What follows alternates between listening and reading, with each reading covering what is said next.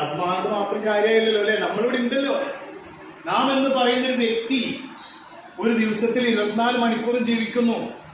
പിറ്റത്തെ ദിവസവും അതുപോലെ 24 മണിക്കൂറും ജീവിക്കുന്നു. അങ്ങനെ ജീവിച്ചുകൊണ്ടിരിക്കണം. അപ്പൊ നിരന്തരമായിട്ട് നമ്മളിൽ എന്ത് വേണം?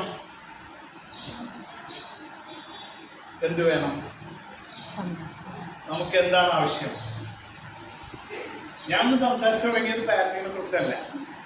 ഞാൻ സംസാരിച്ചതിനെ കുറിച്ചാണ്, ഹാപ്പിനെസിനെ കുറിച്ചാണ്. ഈ സാധനം എവിടെ പോകുന്നു? എന്തുകൊണ്ടാണ് ഹാപ്പിനെസ്? എത്ര ശതമാനം ഉണ്ട് ഹാപ്പിനെസ്?